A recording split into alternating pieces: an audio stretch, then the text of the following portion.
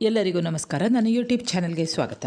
ಇಂದಿನ ವಿಡಿಯೋದಲ್ಲಿ ನಾನು ರಾಧಾಕೃಷ್ಣ ಕಲ್ಚಾರ್ ಇವರು ಬರೆದಂತಹ ಸಾಂಸ್ಕೃತಿಕ ಪಲ್ಲಟಗಳು ಮತ್ತು ತಾಳಮದ್ದಳೆ ಅನ್ನುವಂತಹ ಲೇಖನದ ಪ್ರಶ್ನೋತ್ತರವನ್ನು ಹಾಕ್ತಾ ಇದ್ದೇನೆ ವಿದ್ಯಾರ್ಥಿಗಳೇ.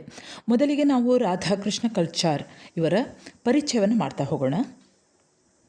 ಸುಮಾರು 3.5 ದಶಕಗಳಿಂದ ತಾಳಮದ್ದಲೆಯಲ್ಲಿ ಸಕ್ರಿಯರಾಗಿರುವಂಥ ರಾಧಾಕೃಷ್ಣ ಕಲ್ಚಾರ್ ಇವರು ಯಕ್ಷಗಾನ ವಲಯದ ಉದ್ದಗಲಕ್ಕೂ ಬಹು ಬೇಡಿಕೆ ಉಳ್ಳಂತಹ ಅರ್ಥಧಾರಿಯಾಗಿದ್ದಾರೆ.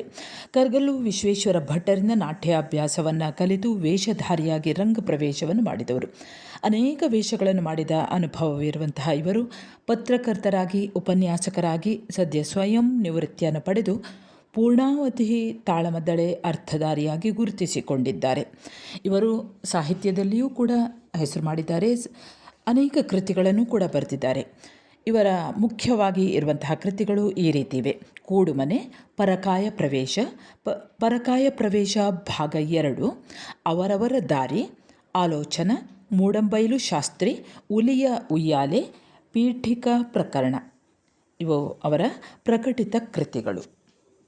ಹೀಗೆ 8 ಅಂಕದ ಪ್ರಶ್ನೆಗಳು ಈ ರೀತಿ ಇದೆ ನೋಡಿ. 8 ಅಂಕದ ಪ್ರಶ್ನೆಗಳು 2 ಬರ್ತವೆ. ಆ 2 ಪ್ರಶ್ನೆಗಳಲ್ಲಿ ನೀವು ನಾನು ಮುಂದೆ ಹೇಳಲಿರುವಂತಹ ಉತ್ತರ ಯಾವುದಿದೆ ನೋಡಿ, ಅದೇ ಉತ್ತರವನ್ನು ಗಮನವಿಟ್ಟು ಕೇಳಿಸಿಕೊಂಡ್ರೆ ಈ 2 ಪ್ರಶ್ನೆಗಳಲ್ಲಿ ಯಾವ ಪ್ರಶ್ನೆ ಬಂದರೂ ಕೂಡ ನೀವು ಬರೆಯಬಹುದು. ಮೊದಲಿಗೆ ನೋಡಿ, ಆಧುನಿಕ ಜಗತ್ತಿನ ಆಗುಹೋಗುಗಳು ಉಂಟು ಮಾಡಿದ ಸಾಂಸ್ಕೃತಿಕ ಪಲ್ಲಟಗಳಿಗೆ ಒಳಗಾಗಿಯೂ ತಾಳಮದ್ದಳೆ ಹೇಗೆ ತನ್ನ ಅನನ್ಯತೆಯನ್ನು ಉಳಿಸಿಕೊಂಡಿದೆ ವಿವರಿಸಿರಿ. ಅಥವಾ 2ನೇ ಪ್ರಶ್ನೆ, ತಾಳಮದ್ದಳೆ ರಂಗಭೂಮಿಯಲ್ಲಿ ಪರಿವರ್ತನೆ ಯಾವ ಮುಖಗಳಲ್ಲಿ ಪ್ರಕಟವಾಗಿದೆ? ಉತ್ತರ ನೋಡಿ ವಿದ್ಯಾರ್ಥಿಗಳೇ. ಈಗಾಗಲೇ ನೀವು ತಾಳಮದ್ದಳೆ ಮತ್ತು ಯಕ್ಷಗಾನದ ಒಂದು ಅಂಗವೇ ಹೇಳ್ಬೋದು ತಾಳಮದ್ದಳೆ ಅಂದರೆ. ತಾಳಮದ್ದಳೆ ಯಕ್ಷಗಾನದಲ್ಲಿ ಪ್ರತಿಯೊಂದು ಪಾತ್ರವೂ ಕೂಡ ವೇಷವನ್ನು ಧರಿಸಿ ಒಂದು ರಂಗಭೂಮಿಯಲ್ಲಿ ಅಭಿನಯವನ್ನು ಮಾಡುವಂಥದ್ದು. ಆದರೆ ಇಲ್ಲಿ ಈ ತಾಳಮದ್ದಳೆ ಅನ್ನುವಂಥದ್ದು ತಾಳಮದ್ದಳೆ ವೇಷ ಹಾಕದೆಯೇ, ಯಕ್ಷಗಾನ ಆದರೆ ಸಾಧಾರಣವಾಗಿ ನಿಮಗೆಲ್ಲ ಗೊತ್ತಿರುವ ಹಾಗೆ ರಾತ್ರಿಯಲ್ಲಿ ಮಾಡುವಂಥದ್ದು. ಈ ತಾಳಮದ್ದಳೆ ಹಿಂದೆ ರಾತ್ರಿಯಲ್ಲಿ ಇತ್ತು, ಆದರೆ ಈಗ ಪರಿವರ್ತನೆಗೊಂಡು ಅದು ಹಗಲಿಗೆ ಮಾರ್ಪಾಡಾಗಿದೆ. ಹಾಗಾಗಿ ಇಲ್ಲಿ ರಾಧಾಕೃಷ್ಣ ಕಲ್ಚಾರ್ ಅವರು ಈಗ ಇಲ್ಲಿ ಹೇಳುವಂಥದ್ದು ಅಂದರೆ ಈ ತಾಳಮದ್ದಳೆ ಈ ರಂಗಭೂಮಿಯಲ್ಲಿ ಅನೇಕ ಪರಿವರ್ತನೆಗಳನ್ನು ಹೊಂದಿದ್ರೂ ಕೂಡ ಈ ರಂಗಭೂಮಿಯಲ್ಲಿ ಯಾವ ಮುಖಗಳಲ್ಲಿ ಪ್ರಕಟವಾಗಿದೆ ಅನ್ನುವಂಥದ್ದು. ಅಂದರೆ ಹೇಗೆ ಆ 2 ವಿಭಾಗಕ್ಕೂ, ಅದರಲ್ಲಿ ಮುಖ್ಯವಾಗಿ ತಾಳಮದ್ದಳೆಗೆ ಈಗಿನ ಏನು ಧೋರಣೆ ಏನಿದೆಯೋ ಅದರಿಂದ ಯಾವ ರೀತಿಯ ಒಂದು ಪರಿಣಾಮ ಉಂಟಾಗಿದೆ ಅನ್ನುವಂಥದ್ದನ್ನು ಇಲ್ಲಿ ಹೇಳುವಂಥ ಒಂದು ವಿಶೇಷವಾದಂಥ, ಈ ತಾಳಮದ್ದಳೆಗೆ ವಿಶೇಷವಾದಂಥ ಗಮನ ಇರಿಸಿ ಒಂದು ಈ ಲೇಖನವನ್ನು ತಯಾರಿಸಿದ್ದಾರೆ ವಿದ್ಯಾರ್ಥಿಗಳೇ. ಯಾವ ರೀತಿ ರಂಗಭೂಮಿಯಲ್ಲಿ ಪರಿವರ್ತನೆ ಆಗಿರುವಂಥದ್ದು, ಇದು ಹೇಗೆ ಯಾವ ಮುಖಗಳಲ್ಲಿ ಬೇರೆ ಬೇರೆ ಮುಖಗಳಿವೆ ಅನ್ನುವಂಥ ನಿಮಗೆ ಲೇಖನದಲ್ಲಿ ಗೊತ್ತಿದೆ. ಈಗ ನಾವು ಈ ಪ್ರಶ್ನೆಗೆ ಸಂಬಂಧಿಸಿದ ಹಾಗೆ ಈ ತಾಳಮದ್ದಳೆಯಲ್ಲಿ ಉಂಟಾದಂತಹ ಪರಿವರ್ತನೆ ಅಂದರೆ ನಿಮಗೆಲ್ಲ ಗೊತ್ತಿದೆ, ಚೇಂಜಸ್ ಅಂತ ಹೇಳ್ತೇವೆ ನೋಡಿ, ಬದಲಾವಣೆ. ಈ ಬದಲಾವಣೆ ಹಲವು ಮುಖಗಳಲ್ಲಿ ಪ್ರಕಟವಾಗಿದೆ ಅಂತ ಹೇಳ್ತಾರೆ. ಅವುಗಳಲ್ಲಿ ಪ್ರಮುಖವಾದಂತಹ 2 ಮುಖಗಳನ್ನು ನಾವಿಲ್ಲಿ ನೋಡಬಹುದು. ಒಟ್ಟಿಗೆ ಆ ಪರಿವರ್ತನೆಯಲ್ಲಿ 2 ಮುಖಗಳು ಪ್ರಮುಖ ಪಾತ್ರವನ್ನು ವಹಿಸ್ತವೆ. 2 ಮುಖಗಳು ಯಾವುದಂದರೆ, ಮೊದಲನೆಯದು ಅದು ರಂಗಭೂಮಿಯ ಒಳಗೇ ಹುಟ್ಟಿಕೊಂಡದ್ದು. 2ನೆಯದು ಪ್ರೇಕ್ಷಕರ ಧೋರಣೆಯಲ್ಲಿ ಉಂಟಾದಂತಹ ವ್ಯತ್ಯಾಸ. ಧೋರಣೆ ಅಂದರೆ ಆ್ಯಟಿಟ್ಯೂಡ್ ಅಂತ ಏನು ಹೇಳ್ತೇವೆ ನೋಡಿ, ಟ್ರೆಂಡ್ ಅಂತ ಹೇಳ್ತೇವೆ. ಈಗಿನ ಟ್ರೆಂಡ್ ಯಾವ ರೀತಿಯಲ್ಲಿ ಪ್ರೇಕ್ಷಕರು ಇದ್ದಾರೋ, ಆಗಿನ ಪ್ರೇಕ್ಷಕರು ಮತ್ತು ಈಗಿನ ಪ್ರೇಕ್ಷಕರು, ಈ ಪ್ರೇಕ್ಷಕರ ಧೋರಣೆಯಲ್ಲಿ ಉಂಟಾದಂಥ ವ್ಯತ್ಯಾಸ. ಅಲ್ಲಿಯವರೆಗೆ ರಾತ್ರಿಯಿಂದ ಬೆಳಗಿನ ತನಕ ನಡೆಯುತ್ತಿದ್ದಂತಹ ತಾಳಮದ್ದಲೆಯ ಪ್ರಸಂಗಗಳು ರಾತ್ರಿಯಿಂದ ಹಗಲಿಗೆ ಹೊರಳಿಕೊಂಡವು. ಇದರ ಪರಿಣಾಮವಾಗಿ ವಿಭಕ್ತ ಕುಟುಂಬ ವ್ಯವಸ್ಥೆ, ಮರುದಿನದ ಉದ್ಯೋಗಕ್ಕೆ ಸಿದ್ಧರಾಗಬೇಕಾದಂಥ ಅನಿವಾರ್ಯತೆ ಇತ್ಯಾದಿ ಕಾರಣಗಳಿಂದ ಪ್ರೇಕ್ಷಕರ ಸಂಖ್ಯೆ ಇಳಿಮುಖವಾಗ್ತಾ ಹೋಗ್ತದೆ. ಅಂದರೆ ಹಿಂದೆ ರಾತ್ರಿ ನಡೀತಾ ಇದ್ದಂತಹ ತಾಳಮದ್ದಳೆ ಈಗ ಸ್ವಲ್ಪ ಪರಿವರ್ತನೆ ಹೊಂದಿ ಹಗಲಿಗೆ ಬಂತು. ಆದರೆ ಈ ವಿಭಕ್ತ ಕುಟುಂಬದಲ್ಲಿ ಗಂಡ ಹೆಂಡತಿಯರಿಬ್ಬರೂ ಕೂಡ ನಿಮ್ಗೆ ಗೊತ್ತಿದೆ, ವಿಭಕ್ತ ಮತ್ತು ಅವಿಭಕ್ತ ಅನ್ನೋಂಥದ್ದು. ಈಗ ಇರುವಂಥದ್ದು ಯಾವುದು ಜಾಯಿಂಟ್ ಫ್ಯಾಮಿಲಿ ಅಲ್ಲ, ನ್ಯೂಕ್ಲಿಯರ್ ಫ್ಯಾಮಿಲಿ. ವಿಭಕ್ತ ಕುಟುಂಬಗಳು ಗಂಡ ಹೆಂಡತಿ ಅವರ ಮಕ್ಕಳು ಅಷ್ಟೇ. ಈ ವಿಭಕ್ತ ಕುಟುಂಬದಲ್ಲಿದ್ದಂಥ ಗಂಡ ಹೆಂಡತಿಯರು ಇಬ್ಬರೂ ಕೂಡ ಕೆಲಸಕ್ಕೆ ಇರೋದ್ರಿಂದ ಅವರಿಗೆ ಸ್ವಲ್ಪ ಸಮಸ್ಯೆ ಆಗ್ತದೆ, ಅವರ ಸಂಖ್ಯೆ ಕಡಿಮೆ ಆಗ್ತದೆ. ಆದರೆ ಇನ್ನೂ ಕೆಲವರು ಇರ್ತಾರೆ, ಅವರಿಗೆ ರಾತ್ರಿ ನಿದ್ದೆಗೆಡುವುದಕ್ಕೆ ಇಷ್ಟ ಇರುವುದಿಲ್ಲ.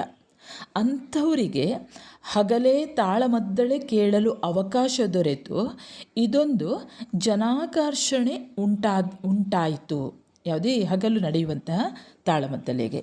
ಹಾಗಾಗಿ ಪ್ರದರ್ಶನ ಕಾಲದ ಬದಲಾವಣೆಗೆ ಇದು ಪ್ರಚೋದನೆ ನೀಡ್ತದೆ. ಕ್ರಮೇಣ ಪೂರ್ಣ ರಾತ್ರಿಯ ತಾಳಮದ್ದಳೆಗಳು ಕಡಿಮೆಯಾಗಿ ಹಗಲಿನ ಕಾರ್ಯಕ್ರಮಗಳು ಹೆಚ್ಚಾದವು. ಆದರೆ ತಾಳಮದ್ದಳೆಯ ಒಟ್ಟು ಅವಧಿಯಲ್ಲಿ ಕಡಿತವಾಗಲಿಲ್ಲ. ರಾತ್ರಿ 10ರಿಂದ ಬೆಳಗಿನವರೆಗೆ ಸುಮಾರು 7ರಿಂದ 8 ಗಂಟೆಗಳ ಬದಲಾಗಿ ಈಗ ಹಗಲಲ್ಲಿ ನಡೆಯುತ್ತಿರುವುದರಿಂದ ಮಧ್ಯಾಹ್ನ 2ರಿಂದ 9 ಗಂಟೆಯವರೆಗೆ ಈ ತಾಳಮದ್ದಳೆಗಳು ನಡೆಯತೊಡಗ್ತವೆ. ಬಹುಮಟ್ಟಿಗೆ ಪ್ರೇಕ್ಷಕರನ್ನು ಸೆಳೆಯುವುದಕ್ಕೂ ಕೂಡ ಅವು ಸಮರ್ಥವಾಗ್ತದೆ. ಇನ್ನು ತಾಳಮದ್ದಳೆಯ ಪ್ರೇಕ್ಷಕರ ಸಂಖ್ಯೆ ಹೆಚ್ಚಾಗಲು ಈ ಸಮಯದ ಬದಲಾವಣೆ ಮಾತ್ರ ಕಾರಣ ಅಲ್ಲ, ಪ್ರೇಕ್ಷಕರ ಧೋರಣೆ ಅಥವಾ ದೃಷ್ಟಿಕೋನ ಬದಲಾದುದು ಕೂಡ ಮುಖ್ಯ ಕಾರಣವಾಗಿದೆ. ದೂರದರ್ಶನದ ನೂರಾರು ಚಾನೆಲ್ಗಳು ಮನೆಯಲ್ಲೇ ಲಭಿಸ್ತಾ ಇರುವಾಗ, ಅಂದರೆ ನಿಮ್ಗೆ ಗೊತ್ತಿರ್ಬೋದು, ಹೊರಗಡೆ ಹೋಗಬೇಕಂತಿಲ್ಲ, ಎಲ್ಲ ಏನು ಬೇಕು ಎಲ್ಲವೂ ಕೂಡ ಮನೆಯಲ್ಲಿ ಟಿ ವಿಯಲ್ಲೇ ಸಿಗ್ತದೆ. ಹಾಗಾಗಿ ಸಹಜವಾಗಿಯೇ ಜನರಿಗೆ ತಾಳಮದ್ದಳೆಯಲ್ಲಿ ಆಸಕ್ತಿ ಕಡಿಮೆ ಆಗ್ತಾ ಹೋಗ್ತದೆ. ನಾಗರೀಕರಣ ಮತ್ತು ನಗರಕ್ಕೆ ತರುಣ ಜನಾಂಗದ ವಲಸೆಯ ಪರಿಣಾಮವಾಗಿ, ಅಂದರೆ ಹಳ್ಳಿಗಳಲ್ಲಿ ಇದ್ದಂತಹ ಯುವಜನರೆಲ್ಲ ಸಿಟಿಗೆ ಹೋದದ್ರ ಪರಿಣಾಮವಾಗಿ ಅಲ್ಲಲ್ಲಿ ಕಂಪನಿಯಲ್ಲಿ ಕೆಲಸವೋ ಅಥವಾ ಬೇರೆ ಯಾವುದೋ ಕೆಲಸದ ಕಾರಣದಿಂದಾಗಿ ಅವರು ಪಟ್ಟಣಕ್ಕೆ ಹೋದದ್ರಿಂದ ಅವರಲ್ಲಿಯೂ ಕೂಡ ಈ ಕಲಾಸಕ್ತಿ ಕುಗ್ಗಿ ಹೋಗ್ತದೆ.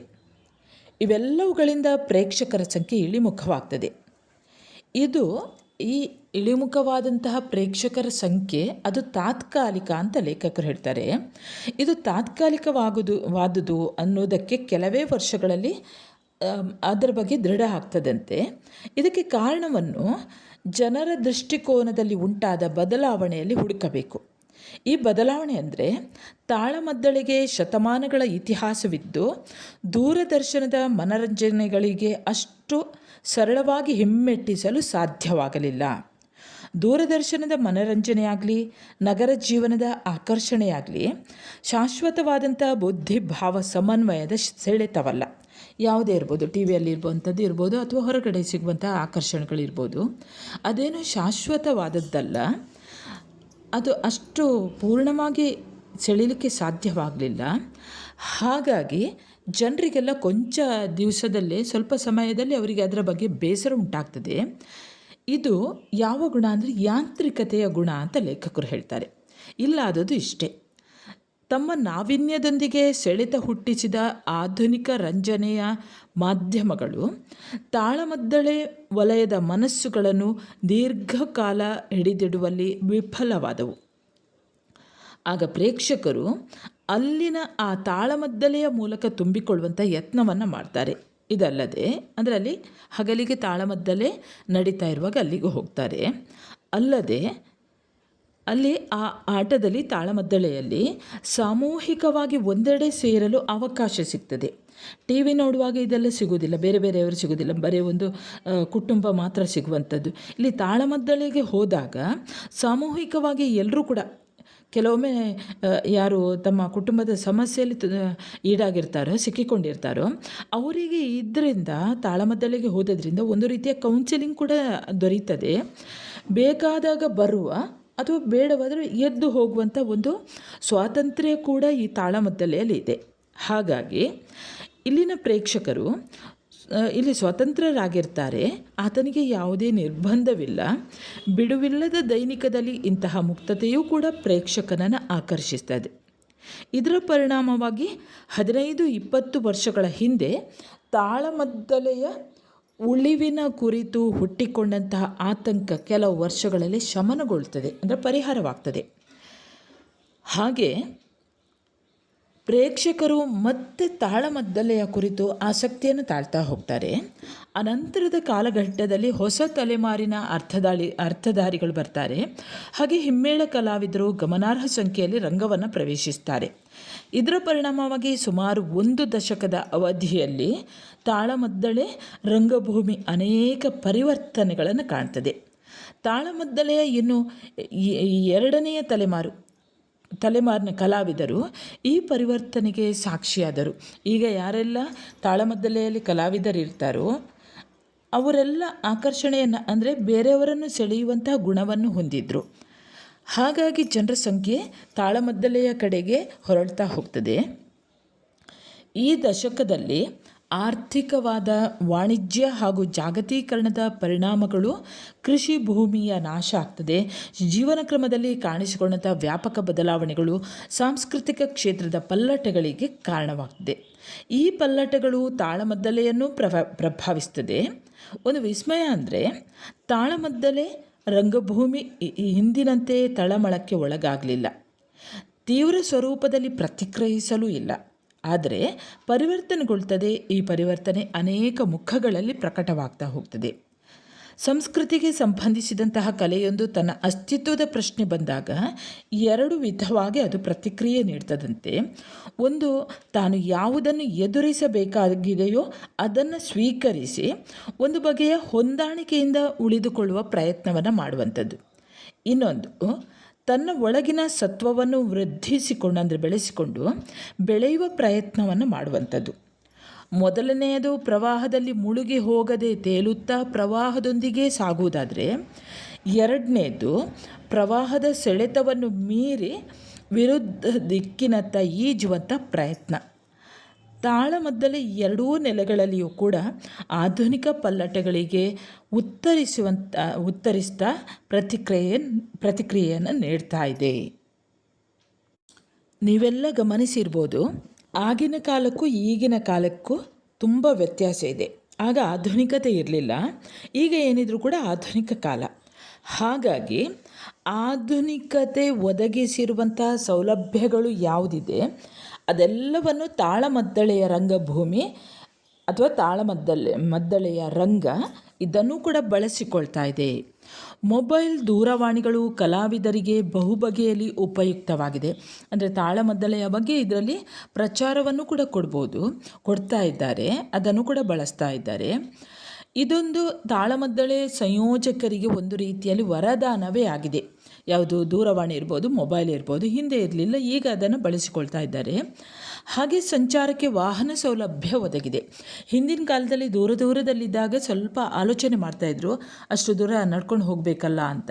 ಆದರೆ ಈಗ ಹಾಗಲ್ಲ, ವಾಹನ ಸೌಲಭ್ಯ ಕೂಡ ಇದೆ. ಹಾಗೆ ಧ್ವನಿವರ್ಧಕ ವ್ಯವಸ್ಥೆ ಸುಧಾರಿಸ್ತಾ ಇದೆ.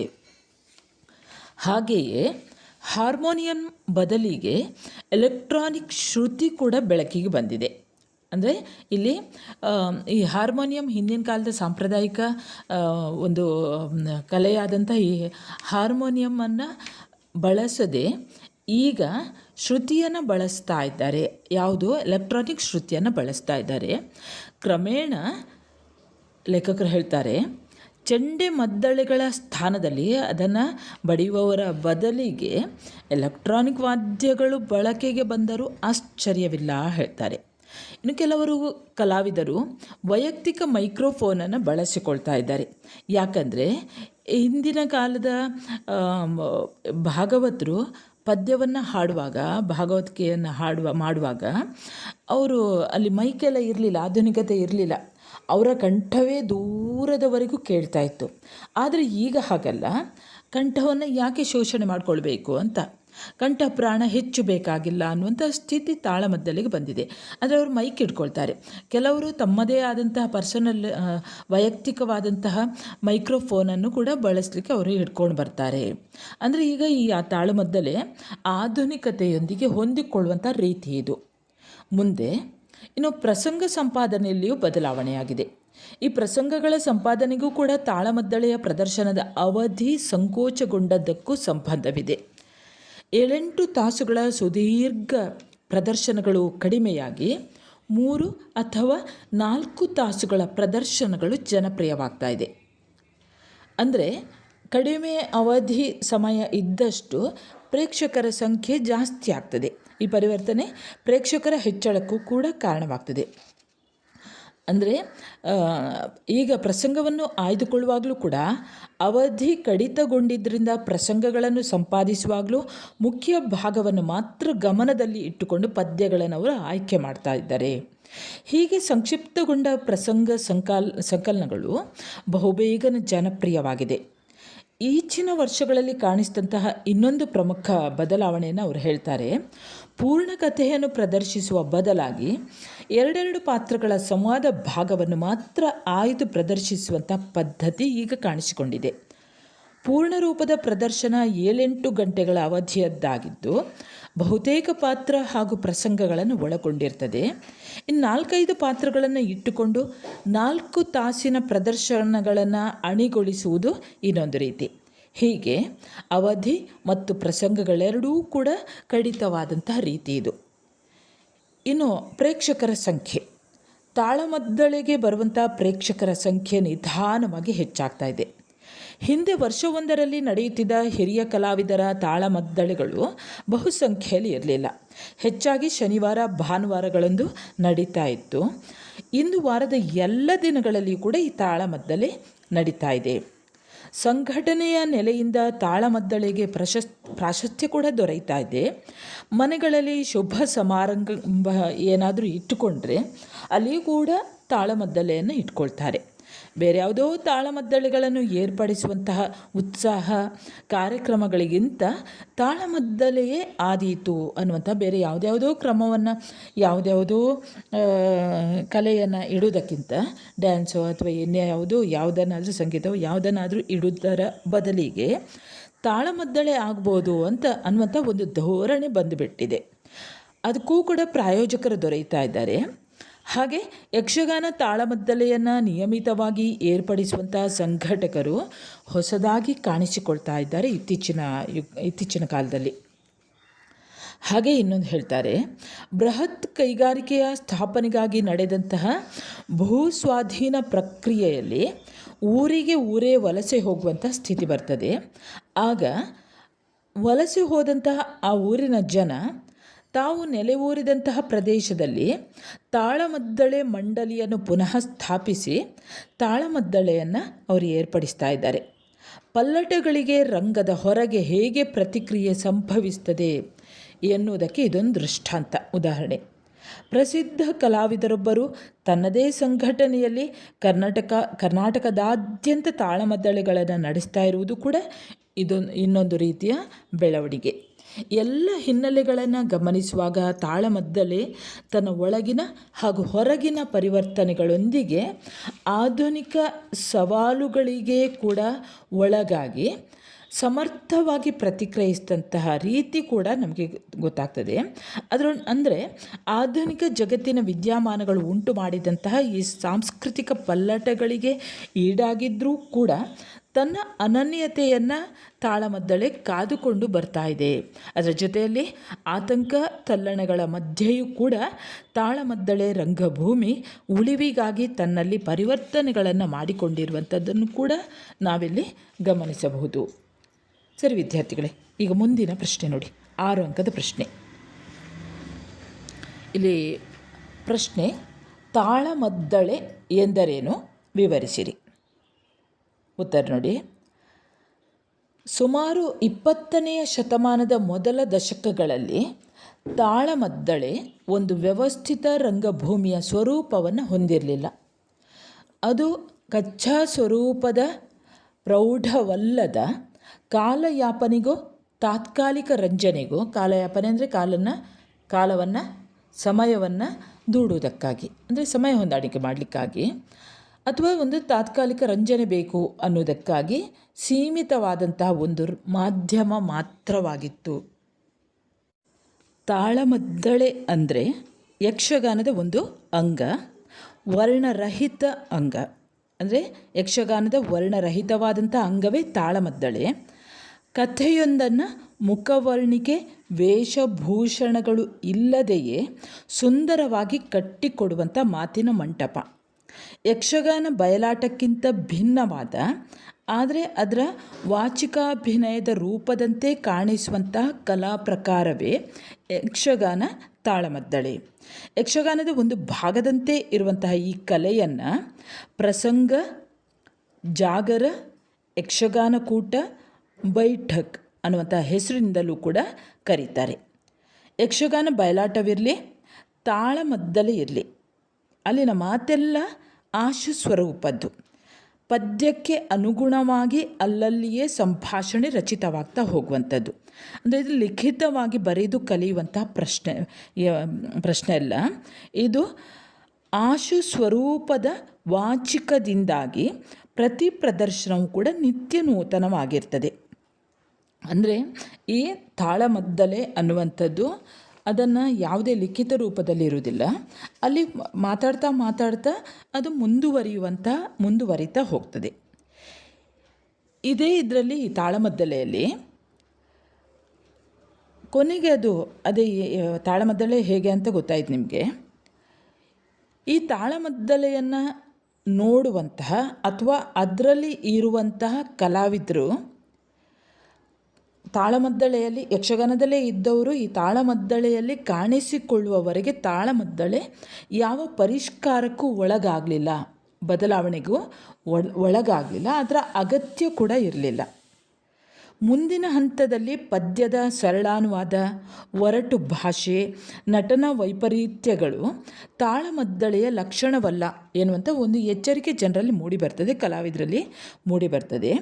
ಆವಾಗ 30ರ ದಶಕದ ಸುಮಾರಿಗೆ ತಾಳಮದ್ದಳೆಯ ಸ್ವರೂಪದಲ್ಲಿ ಬದಲಾವಣೆ ಕಾಣಿಸಿಕೊಳ್ತದೆ. ಸ್ವಲ್ಪ ಮಟ್ಟಿನ ಕಲಾತ್ಮಕತೆ, ಭಾಷಾ ಶುದ್ಧಿ, ಪೌರಾಣಿಕ ಜ್ಞಾನ ಕಲಾವಿದರಿಗೆ ಅನಿವಾರ್ಯವಾಗತೊಡಗಿತು. ಈ ಕಾಲಘಟ್ಟದಲ್ಲಿ ತಾಳಮದ್ದಳೆಯ ವಿಸ್ತರಣೆ, ಪರಿಷ್ಕರಣೆಗಳು ಬೀಜ ರೂಪದಲ್ಲಿ ಮೊಳಕೆ ಹೊಡಿತವೆ. ಆಗಲೂ ಹಳೆಯ ಮಾದರಿಯಲ್ಲಿ ತಾಳಮದ್ದಳೆಗಳು ನಡೀತಾ ಇತ್ತು. ಮುಂದಿನ ವರ್ಷಗಳಲ್ಲಿ ವಾದ, ತರ್ಕ, ಶಾಸ್ತ್ರ, ಪುರಾಣಗಳನ್ನು ಆಧರಿಸಿದಂಥ ಮಾತುಗಾರಿಕೆ ಬೆಳೆಯತೊಡಗ್ತದೆ. ಅರ್ಥಧಾರಿಯಾಗಬೇಕಾದ್ರೆ ಆತನಿಗೆ ಪ್ರಾಥಮಿಕವಾಗಿ ಕೆಲವು ಅರ್ಹತೆಗಳು ಬೇಕಾಗ್ತದೆ.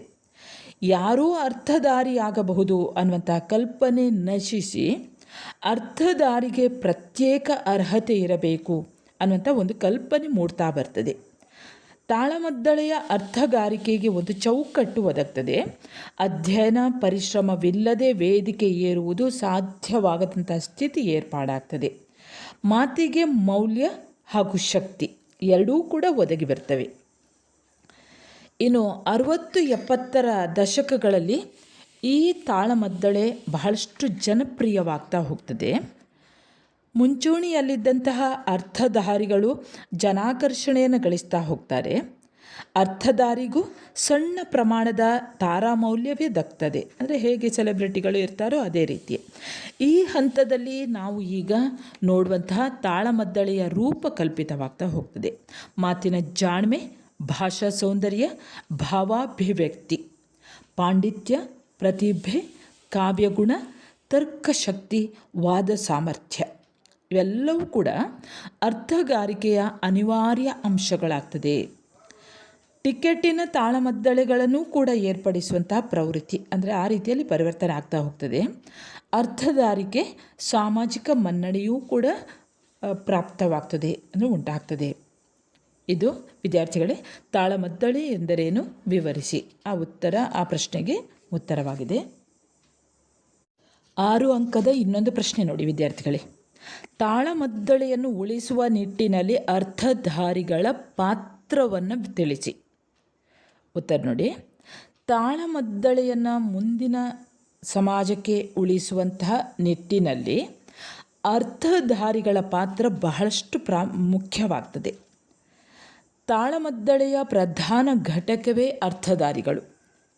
ಈ ಅರ್ಥಧಾರಿಗಳು ತಮ್ಮ ನಿರೂಪಣಾ ವಿಧಾನದಲ್ಲಿ ಮತ್ತು ಅಭಿವ್ಯಕ್ತಿಯ ದ್ರವ್ಯದಲ್ಲಿ, ಅಂದರೆ ಈ ಪ್ರತಿಪಾದನೆ ಮಾಡುವಾಗ ಪ್ರತಿಪಾದನೆಯಲ್ಲಿ ಬದಲಾವಣೆಗಳನ್ನು ತಂದಿದ್ದಾರೆ, ತರ್ತಾನೂ ಇದ್ದಾರೆ.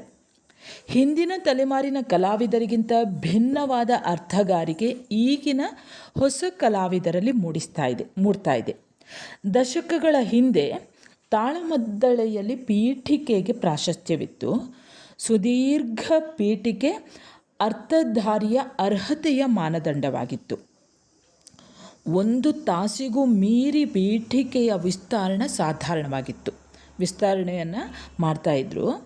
ಪಾತ್ರದ ಹಿನ್ನೆಲೆ, ಕಥೆಯ ವಿಶ್ಲೇಷಣೆ, ಮುಂದಿನ ಬೆಳವಣಿಗೆಗೆ ಅಗತ್ಯವಾದ ತರ್ಕದ ಬುನಾದಿಯ ಸ್ಥಾಪನೆ ಇತ್ಯಾದಿಗಳಿಂದ, ಕೆಲವು ಸಂದರ್ಭಗಳಲ್ಲಿ ಪೌರಾಣಿಕ ವಿವರಗಳಿಂದ, ಶಾಸ್ತ್ರ ವಿಷಯಗಳ ವ್ಯಾಖ್ಯಾನಗಳಿಂದ ಪೀಠಿಕೆ ಲಭಿಸ್ತಾ ಇತ್ತು.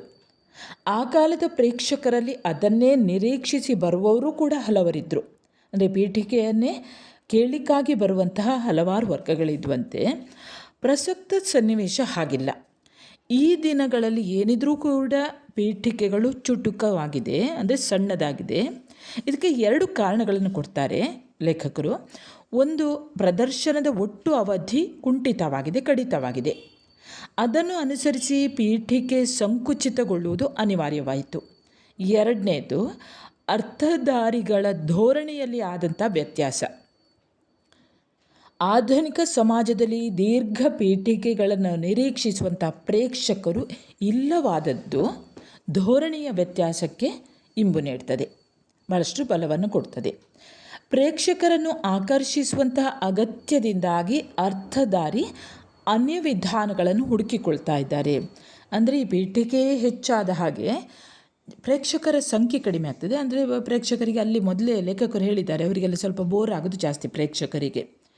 ಹಾಗಾಗಿ ಅವರನ್ನು ಉಳಿಸಿಕೊಳ್ಬೇಕಾದ್ರೆ ಅವಧಿಯನ್ನು ಹೇಗೂ ಕಡಿತಗೊಳಿಸಿದ್ರು, ಅದರ ಜೊತೆಯಲ್ಲಿ ಈ ಮಾತನ್ನು ಸ್ವಲ್ಪ ಕಡಿತಗೊಳಿಸ್ತಾ ಹೋಗ್ತಾರೆ. ಇನ್ನು ಅರ್ಥಗಾರಿಕೆಯಲ್ಲಿ ಸಂಭಾಷಣೆಗೆ ಪ್ರಾಶಸ್ತ್ಯ ದೊರೆಯುತ್ತಾ ಇರುವುದು ಕೂಡ ಇನ್ನೊಂದು ಪ್ರಮುಖ ಬದಲಾವಣೆ. ಏಕಪಕ್ಷೀಯವಾದ ಮಂಡನೆಗಿಂತ, ಅಂದರೆ ಒಬ್ಬರೇ ಮಾತನಾಡುವುದಕ್ಕಿಂತ ಪರಸ್ಪರ ಪೂರಕವಾದ ಕೊಡುಕೊಳ್ಳುವ ಕ್ರಮವನ್ನು ಅರ್ಥಧಾರಿಗಳು ಅನುಸರಿಸ್ತಾ ಇದ್ದಾರೆ. ಪ್ರಶ್ನೋತ್ತರಗಳು, ಚುಟುಕು ಪ್ರತಿಕ್ರಿಯೆಗಳು, ಪದ್ಯದಿಂದ ಪದ್ಯಕ್ಕೆ ಸಾಗುವ ಕ್ರಮ ಹಿಂದಿಗಿಂತ ಇಂದು ಭಿನ್ನವಾಗಿದೆ. ಒಬ್ಬನೇ ಅರ್ಥಧಾರಿಯ ಮಾತಿಗಿಂತ ಸಂವಾದ ಸಂಭಾಷಣೆಗಳನ್ನು ಪ್ರೇಕ್ಷಕರು ನಿರೀಕ್ಷಿಸ್ತಾರೆ. ಹಾಗಾಗಿ ಅರ್ಥಧಾರಿಗಳ ಸಂವಾದ ಹೆಚ್ಚು ನಾಟಕೀಯವಾಗಿರ್ತದೆ. ರೋಚಕತೆ, ಚಮತ್ಕಾರಗಳಿಗೆ ಅರ್ಥಧಾರಿಗಳು ಒಲಿಯುತ್ತಾ ಇದ್ದಾರೆ. ಒಟ್ಟಂದದಲ್ಲಿ ಟೀಮ್ ವರ್ಕ್ ಎಂಬ ಎಚ್ಚರದ ನಿರ್ವಹಣೆ ಕಾಣಿಸ್ತಾ ಇದೆ. ತಾಳಮದ್ದಳೆ ರಂಗಭೂಮಿಯ ಪ್ರತಿಕ್ರಿಯಾತ್ಮಕ ಬೆಳವಣಿಗೆ ಇದು. ಇನ್ನು ಅರ್ಥಧಾರಿಗಳು ಪ್ರತಿಪಾದಿಸುವಂತಹ ಆಶಯಗಳು ಆಧುನಿಕ ಸಮಾಜಕ್ಕೆ ಸಂಗತವಾಗ್ತಾ ಇವೆ. ಅಂದರೆ ಮೊದಲು ಯಾವುದು ಮೌಲ್ಯ ಎಂದು ತಾರ್ಕಿಕವಾಗಿ ಪ್ರತಿಪಾದನೆಯಾಗ್ತಾ ಇತ್ತೋ ಅದನ್ನು ಇಂದು ಮೌಲ್ಯ ಎಂದು ಅರ್ಥಧಾರಿಗಳು ಸ್ಥಾಪಿಸಲು ಮುಂದಾಗುವುದಿಲ್ಲ.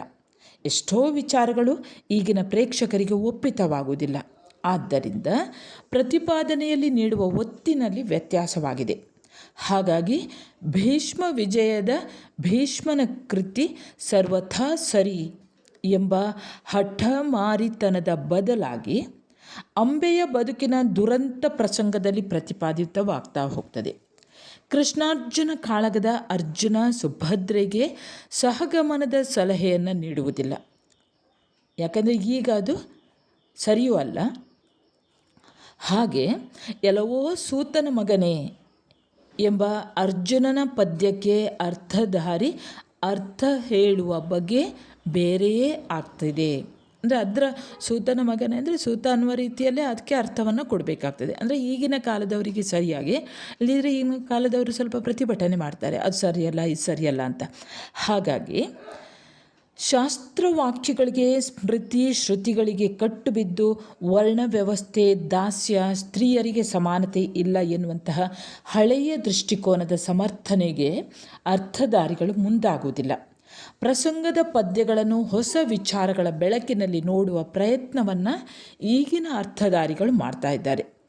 ಸಮಕಾಲೀನ ಬದುಕಿನ ಸಮಸ್ಯೆಗಳನ್ನು ಪ್ರಸ್ತುತಗೊಳಿಸಿ ಚರ್ಚಿಸುವ, ಆಧುನಿಕ ಸಮಾಜವನ್ನು ವಿಶ್ಲೇಷಿಸುವಂತಹ ಈ ಪ್ರವೃತ್ತಿ ಈಗಿನ ಅರ್ಥಧಾರಿಗಳಲ್ಲಿ ಕಂಡುಬರ್ತಾ ಇದೆ.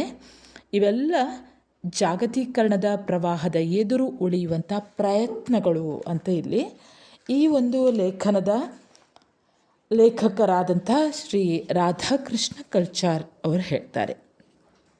ಮುಂದೆ ವಿದ್ಯಾರ್ಥಿಗಳೇ ಟಿಪ್ಪಣಿಗೂ ಕೂಡ ಇದೇ ಬರ್ತದೆ. ಸಾಂಸ್ಕೃತಿಕ ಪಲ್ಲಟಗಳು ಮತ್ತು ತಾಳಮದ್ದಳೆ ಅನ್ನುವಂಥದ್ದು. ಮುಂದೆ 1 ಅಂಕದ ಪ್ರಶ್ನೆಗಳನ್ನು ನಾವು ನೋಡ್ತಾ ಹೋಗೋಣ. ಮೊದಲ ಪ್ರಶ್ನೆ, 1ನೇ ಪ್ರಶ್ನೆ, ಪ್ರಸ್ತುತ ಲೇಖನದ ಕರ್ತೃ ಯಾರು? ಉತ್ತರ ರಾಧಾಕೃಷ್ಣ ಕಲ್ಚಾರ್. 2ನೇ ಪ್ರಶ್ನೆ, ಪ್ರಸ್ತುತ ಲೇಖನದ ಆಶಯವೇನು? ಉತ್ತರ ತಾಳಮದ್ದಳೆಯ ಸಾಂಸ್ಕೃತಿಕ ಪಲ್ಲಟ ಹಾಗೂ ಅದರ ಪರಿಣಾಮಗಳನ್ನು ಕುರಿತು ಪ್ರತಿಪಾದಿಸುವುದು ಪ್ರಸ್ತುತ ಲೇಖನದ ತಿರುಳು. 3ನೇ ಪ್ರಶ್ನೆ, ಈ ಬದಲಾವಣೆಗೆ ಒಳಗಾಗದ್ದು ಯಾವುದು? ಉತ್ತರ ಸಂಸ್ಕೃತಿ. 4ನೇ ಪ್ರಶ್ನೆ, ತೀವ್ರ ಸಾಂಸ್ಕೃತಿಕ ಪಲ್ಲಟಕ್ಕೆ ಒಳಗಾಗುವ ಕಲೆ ಯಾವುದು? ಉತ್ತರ ಯಕ್ಷಗಾನ ಬಯಲಾಟ. 5ನೇ ಪ್ರಶ್ನೆ, ತೀವ್ರ ಸಾಂಸ್ಕೃತಿಕ ಪಲ್ಲಟಕ್ಕೆ ಒಳಗಾಗದ ಕಲೆ ಯಾವುದು? ಉತ್ತರ ತಾಳಮದ್ದಳೆ. 6ನೇ ಪ್ರಶ್ನೆ, 20ನೇ ಶತಮಾನದ ಮೊದಲ ದಶಕದಲ್ಲಿ ವ್ಯವಸ್ಥಿತ ರಂಗಭೂಮಿಯ ಸ್ವರೂಪ ಪಡೆಯದ ಕಲೆ ಯಾವುದು? ಉತ್ತರ ತಾಳಮದ್ದಳೆ. 7ನೇ ಪ್ರಶ್ನೆ, ತಾಳಮದ್ದಳೆಯ ಸ್ವರೂಪದಲ್ಲಿ ಬದಲಾವಣೆ ಕಾಣಿಸಿಕೊಂಡದ್ದು ಯಾವಾಗ? ಉತ್ತರ 30ರ ದಶಕದ ಸುಮಾರಿಗೆ. 8ನೇ ಪ್ರಶ್ನೆ, ತಾಳಮದ್ದಳೆ ಜನಪ್ರಿಯವಾಗತೊಡಗಿದ್ದು ಯಾವ ದಶಕದಲ್ಲಿ? ಉತ್ತರ 60-70ರ ದಶಕದಲ್ಲಿ. 9ನೇ ಪ್ರಶ್ನೆ, ತಾಳಮದ್ದಳೆ ಪರಿವರ್ತನೆಯ 2 ಪ್ರಮುಖ ಮುಖಗಳು ಯಾವುದು? ಉತ್ತರ ರಂಗಭೂಮಿಯ ಒಳಗೆ, 2ನೇದು ರಂಗಭೂಮಿಯ ಹೊರಗೆ. 10ನೇ ಪ್ರಶ್ನೆ, ತಾಳಮದ್ದಳೆಯ ಪ್ರಧಾನ ಘಟಕ ಯಾರು? ಉತ್ತರ ಅರ್ಥಧಾರಿಗಳು. ಸರಿ ವಿದ್ಯಾರ್ಥಿಗಳೇ, ಇಲ್ಲಿಗೆ ರಾಧಾಕೃಷ್ಣ ಕಲ್ಚಾರ್ ಅವರು ಬರೆದಂತಹ ಸಾಂಸ್ಕೃತಿಕ ಪಲ್ಲಟಗಳು ಮತ್ತು ತಾಳಮದ್ದಳೆ ಅನ್ನುವಂತಹ ಲೇಖನದ ಪ್ರಶ್ನೋತ್ತರ ಮುಕ್ತಾಯವಾಗ್ತದೆ. ನೀವು ನನ್ನ ಚಾನೆಲ್ಗೆ ಹೊಸಬರಾಗಿದ್ದಲ್ಲಿ ಮೊದಲು ಸಬ್ಸ್ಕ್ರೈಬ್ ಮಾಡುವುದನ್ನು ಮರೆಯದಿರಿ. ನಿಮ್ಮ ಕನ್ನಡ ಪಠ್ಯಪುಸ್ತಕಕ್ಕೆ ಸಂಬಂಧಿಸಿದ ಹಾಗೆ ಅನೇಕ ವಿಡಿಯೋಗಳನ್ನು ಕೂಡ ಹಾಕಿದ್ದೇನೆ. ಅಲ್ಲಿಗೂ ಕೂಡ ಭೇಟಿ ನೀಡಿ, ಒಂದು ಲೈಕ್ ಕೊಡಿ, ಕಮೆಂಟ್ ಮಾಡಿ, ನಿಮ್ಮ ಸ್ನೇಹಿತರಿಗೂ ಕೂಡ ಶೇರ್ ಮಾಡಿ. ಮುಂದೆ ಇನ್ನೊಂದು ಹೊಸ ಪಾಠದೊಂದಿಗೆ ಮತ್ತೆ ಬರುತ್ತೇನೆ. ಅಲ್ಲಿಯವರೆಗೆ ನಮಸ್ಕಾರ.